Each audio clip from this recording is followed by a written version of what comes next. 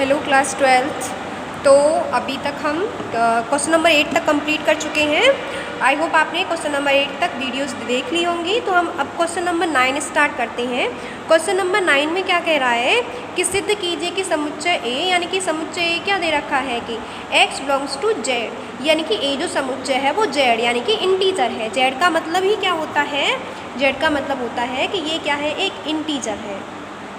ठीक है, तो ये क्या है, इंटीजर है। इंटीजर यानी कि पूर्णांक, ये एक पूर्णांक है।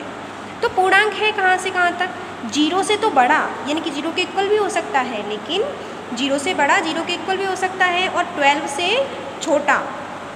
ठीक है, 12 से छोटा होना चाहिए, यानी कि 12 से छोटा और 12 के इक्वल भी हो सकता है। मैं दिए गए निम्नलिखित संबंधों आर में से प्रत्येक एक तुल्यता संबंध है। तो तुम्हें ये बताना है कि ये जो संबंध दे रखे हैं ये तुल्यता संबंध है, और ये संबंध कहाँ से बनाए गए हैं, ए में से। तो प्रत्येक दशा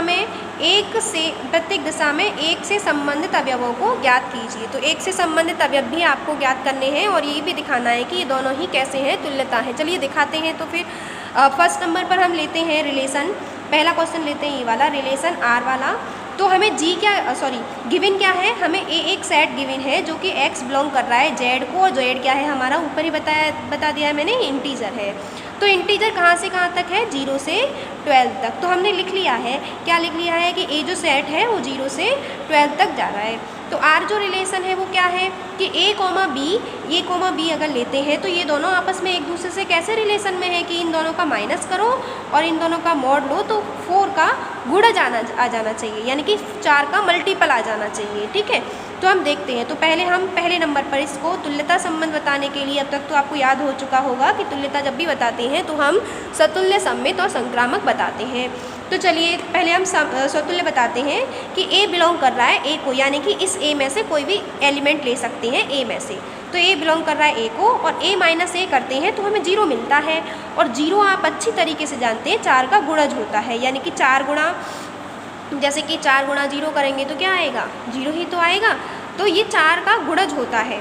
ठीक है, 0 जो है वो ध्यान रखना 4 का गुणज होता है। तो 4 का गुणज है तो इसका मतलब ये सतुल्य है। इसमें से तुम कोई भी एलिमेंट उठा लो बेटा, तो 3 में से 3 माइनस करोगे तब भी 0 आएगा, 4 में से 4 माइनस करोगे तो 0 आएगा, जो कि एक 4 का गुणज है। तो चलिए अब हम सममित को प्रूव करते हैं। सममित प्रूव करने के लिए हमने मान लिया है कि लेट ए कोमा बी बिलोंग कर रहा है आर में।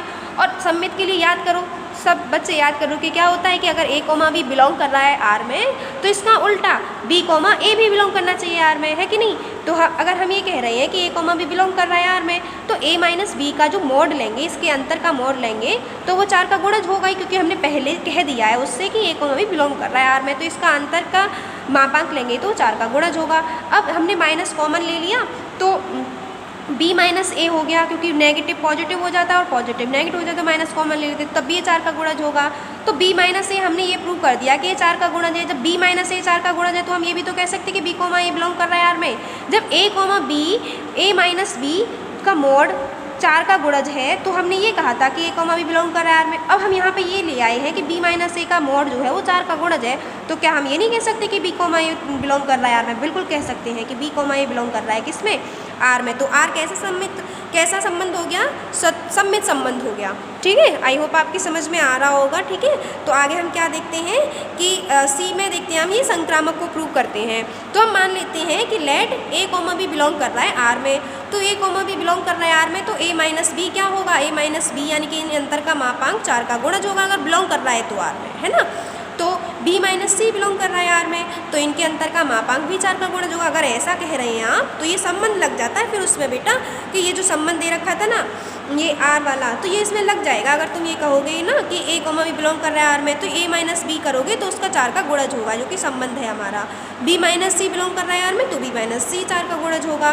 तो जब भी बेटा जब a माइनस बी 4 का गुणज है, b माइनस सी 4 का गुणज है, तो a माइनस सी भी 4 का गुणज होगा, a माइनस सी 4 का गुणज होगा।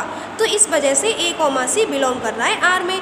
आर एक संक्रामक संबंध हो गया, और संक्रामक संबंध के लिए तो हम यही तो प्रूव करते आए हुए हैं कि अगर a कोमा बी बिलोंग कर रहा है आर में और b कोमा सी भी बिलोंग कर रहा है आर में, तो b को छुपा लो और a और c बिलोंग कर जाना चाहिए आर में। तो हमारा तो कर गया ना, तो संक्रामक संबंध हो गया। ठीक है, तो संक्रामक संबंध हो गया तो हम ये कह सकते हैं कि अतः आर एक तुल्यता संबंध है। तुल्यता संबंध है।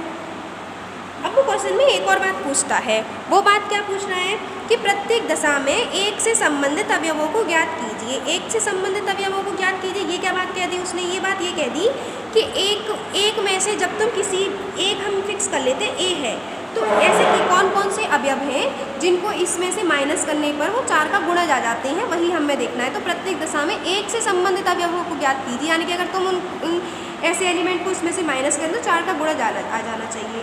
तो देखो 1 में से 1 को माइनस करोगे तो तुम्हें 0 मिलेगा और 0 4 का गुणज होता है।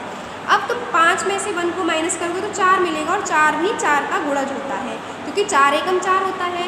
9 में से 1 को माइनस करोगे तो 8 मिलेगा, तो क्या होता है? ये भी 4 का गुणज होता है, क्योंकि 4 दूनी 8 होता है। बाकी तुम ए में से कोई भी एलिमेंट ले लेना और 1 में से माइनस करके देखना, है ना। तो जैसे कि तुम क्या ले लें, 6 ले लेते हैं, तो 1 में से 6 को माइनस करोगे तो 5 आएगा। 5 कभी भी 4 का गुणज नहीं होता है। तो इसमें से एलिमेंट उठा के देखना, तुम्हें सिर्फ यही एलिमेंट मिलेंगे। कौन कौन से? कि 1, 5 और 9, यही आपस में 1 से संबंधित है, क्योंकि इनका जो माइनस करने पर हमें 4 का गुणज मिल रहा है। तो 1 से संबंधित अवयव कौन कौन से हुए बेटा? 1, 5 और 9, ये सभी 1 से संबंधित अवयव हुए, क्योंकि इनको इसमें से माइनस करने पर हमें 4 का गुणज प्राप्त हो रहा है। तो आई होप आप सभी की समझ में आया होगा। Thank you.